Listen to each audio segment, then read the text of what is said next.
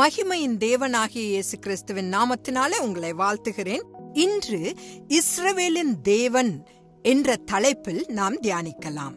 இந்த உலகில் உள்ள 195 நாடுகளில் வருடத்தில் ஒரு நாளை முக்கியமான நாளாக ஒதுக்கி ஜனாதிபதி முதல் இராணுவம், கடற்படை, காவல்துறை மற்றும் அனைத்து பொதுமக்கள் வரை அனைவரும் தங்கள் ஜெப ஆலயங்களில் காணப்படும் ஒரே தேசம் இஸ்ரவேல் தேசம் மட்டுமே.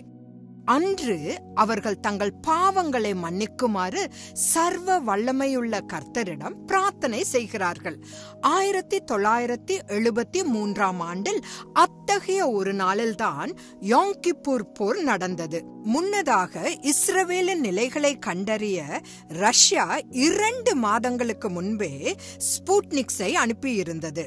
1973 ஆண்டு இந்த நாளில் முழு தேசமும் ஜெபத்தில் இருந்தது. ரஷ்யர்கள் எகிப்து மற்றும் சீரியா நாடுகளில் இருந்து தாக்க முடிவு செய்தனர். கர்த்தரின் பலத்த கரம் கோலன் ஹைட்ஸில் இருந்து கர்த்தரின் நகரமான எருசலேமை அழிப்பதற்காக வந்த அரேபிய படைகளை தடுத்தது.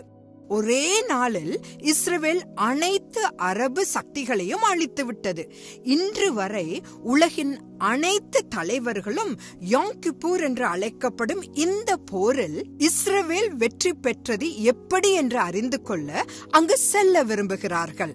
1982 ஆண்டில் சீரியா மற்றும் லெபனானில் வெடிமருந்துகளின் சுரங்கங்கள் குவிந்து 5 நாட்களில் இஸ்ரவேலை அழிக்க திட்டமிட்டன. சுரங்கங்களுக்குள் K5 ரேஷன் பொருட்களை இஸ்ரவேல் கண்டுபிடித்தது. K5 ரேஷன்கள் என்றால் என்ன? ஒரு இராணுவத்திற்கு 5 நாட்களுக்கு மட்டுமே தேவைப்படும் உணவுப் பொருட்கள்.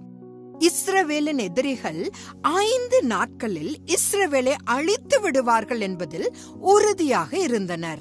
ஆனால் அப்போது இஸ்ரவேல் தேசத்தின் பிரதமராக இருந்த ஏரியல் ஷாரன் அரபு வல்லரசின் வலிமையை அழித்ததன் மூலம் லெபனானை தகர்த்து இஸ்ரவேலை அழித்திருக்கக்கூடிய மிக பெரிய அழிவை நிறுத்தினார்.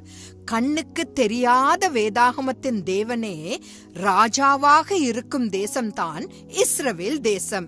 இஸ்ரவேலை எதிரி தேசங்களுக்கு ஒப்படைக்க தேவன் தீர்மானித்தால் ஒழிய எந்த இராணுவ வல்லமையாலும் இஸ்ரவேலை வெல்ல முடியாது. தேவனுக்கே மகிமை உண்டாவதாக. ஆமேன்.